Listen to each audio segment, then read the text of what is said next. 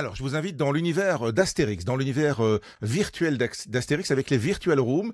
C'est un nouveau type d'activité et Benoît Boutinon est le fondateur, on va dire, de ces Virtual Rooms dont une est installée à Bruxelles, qui va lancer une nouvelle activité bientôt. Ça concerne le monde d'Astérix. Bonjour Benoît. Bonjour, merci de m'accueillir. Avec plaisir. Alors, on va pouvoir virtuellement casser du romain grâce à vous à partir du 7 septembre à Bruxelles. C'est ça, on propose pour la première fois le monde d'Astérix en réalité virtuelle. Donc, c'est un format qui a jamais été proposé sur la licence gauloise. Ouais. Et donc, du coup, vous allez pouvoir progresser dans une aventure gauloise aux côtés de vos héros préférés. Et donc, vous allez pouvoir cocher toutes les cases de ce que vous souhaitez faire, comme partir en exploration, visiter le village, boire de la potion magique et taper sur du romain. Tout ça, c'est une promesse qui est tenue et disponible à partir du 7 septembre. Alors ça s'appelle Mission Potion et Mission est au singulier mais Potion est au pluriel. Ça veut dire quelque chose ou bien c'est un pur hasard? Non, c'est un pur hasard, c'est plus on va dire, un respect de la charte Albert René, donc les éditions qui éditent Astérix gaulois.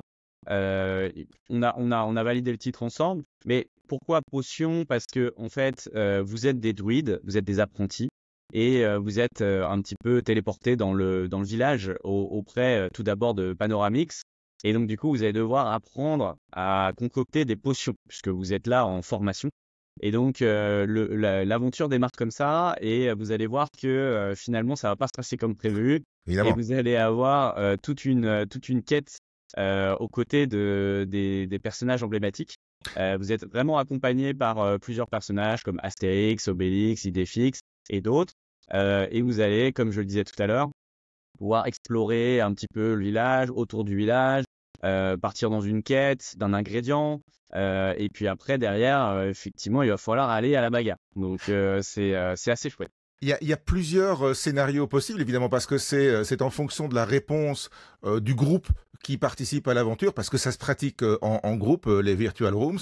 Le système va partir dans une branche ou dans une autre de l'arborescence qui a été programmée. Alors, au niveau de l'aventure, il y a quand même une narration qui est déterminée à l'avance. C'est-à-dire que vous n'allez pas pouvoir changer le cours du jeu. Ok. Effectivement. Mais par contre, votre progression dans le jeu, elle est plus ou moins rapide en fonction de ce que vous arrivez à faire, comme dans un escape game. Ok. Et donc, du coup, vous allez quand même avoir un mini score à la fin. Parce que, est-ce que vous avez réussi à faire telle chose ou pas? Voilà, vous avez un petit tableau de score qui vous permet de vous situer.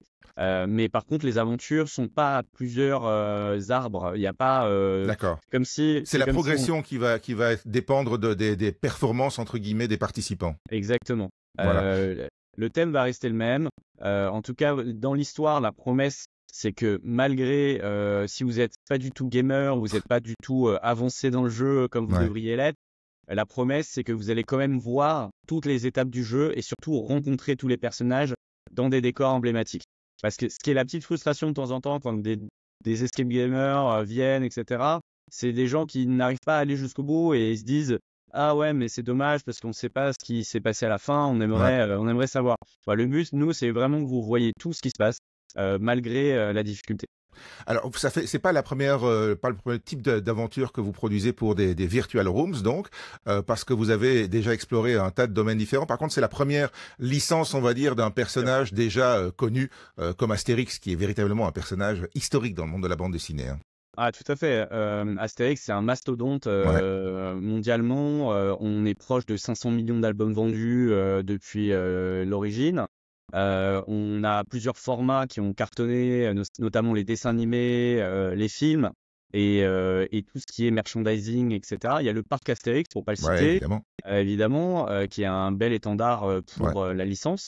Et maintenant, en réalité virtuelle. Donc, c'est la première fois que on arrive à transposer les aventures d'Astérix sur ce format-là.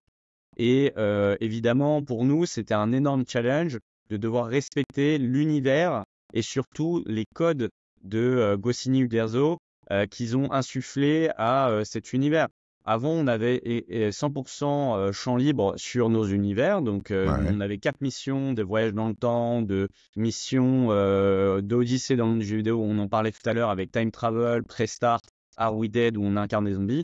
Là, on change de dimension Et en fait, on doit respecter tout ce qui est charte graphique, les codes évidemment sur comment les personnages vont être animés, même la charte des couleurs, les logos, on en parlait tout à Les l'heure noms. avec le titre, les noms évidemment.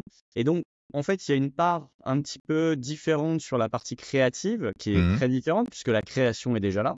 Ouais. Mais il y a plus un travail d'adaptation pour que ça rentre dans notre format d'aventure immersive en réalité virtuelle, comme on avait l'habitude de le faire à Virtual Room. Et c'est vrai que c'est deux mondes un peu différents. L'enjeu a été pour notre studio créatif d'essayer de trouver des manières de rejoindre les deux pour que les deux univers soient respectés. Donc il y a Astérix Mission Potion, mais on peut choisir encore quand on s'inscrit ou même en arrivant chez vous chez Virtual Rooms de faire une de vos anciennes aventures et de Bien sûr. partir voilà, de se prendre pour un zombie, de faire un voyage dans le temps. Tout est open en fait, c'est Exactement. configuré à la demande. Exactement, un peu comme un cinéma, on a plusieurs films qui tournent en même temps Mhm. dans des salles différentes. Sauf que la salle, elle permet de lancer n'importe quel film. Donc, on a en fait des gens qui, pour la plupart, viennent nous découvrir en tant que telle activité virtual room, réalité virtuelle. Ouais. Mais là, avec Astérix, je pense qu'il y a beaucoup de gens qui vont venir pour découvrir Astérix et Ouais. non plus la réalité virtuelle. C'est Et vrai que dans le pour passé, vivre une aventure en famille ou en bande, c'est pour se marrer quoi. exactement. Et là où la force de Astérix, c'est d'avoir cet univers humoristique, le côté bagarre, le côté blague, et ça correspond tout à fait à notre ADN de faire venir des joueurs en équipe, donc soit des familles, soit des groupes d'amis. On a beaucoup d'anniversaires, on a beaucoup d'enterrements de vie de célibataire, Ouais. on a beaucoup d'entreprises qui viennent pour des Mhm. moments de cohésion, de team Ouais. building. Donc on est tout à fait raccord sur l'univers qu'on va proposer et les attentes de nos participants. Ben, il n'y a plus qu'à tenter le coup. Alors, évidemment, vous ouvrez à partir du 7 septembre. En tout cas, cette aventure sera disponible à partir du 7 Tout à fait. septembre à Bruxelles, chez Virtual Room. Il y a une adresse à Bruxelles, mais vous êtes largement présent aussi en France et en Suisse. Hein, donc, pour celles et ceux qui auraient envie de voyager pour découvrir les autres. Exactement, on a une quinzaine de villes partout en France, Belgique et Suisse. Ouais. Pour la Belgique, on est dans le centre de Bruxelles. On est au 16 rue de l'Escalier, pardon, à côté du Sablon.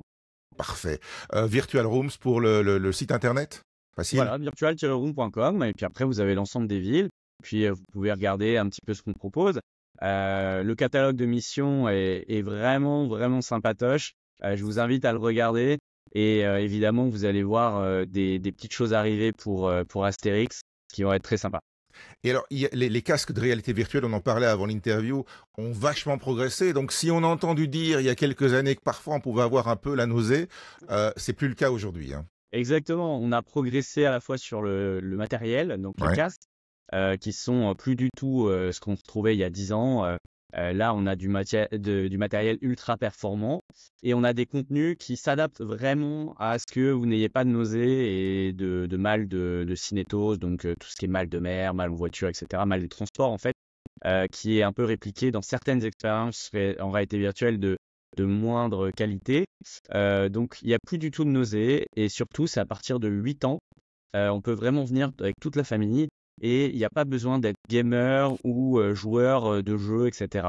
C'est vraiment adapté à tous les niveaux. Voilà, c'est pour tous les niveaux. Je rappelle l'adresse du site internet, c'est virtual-room.com. Merci Benoît Boutinon.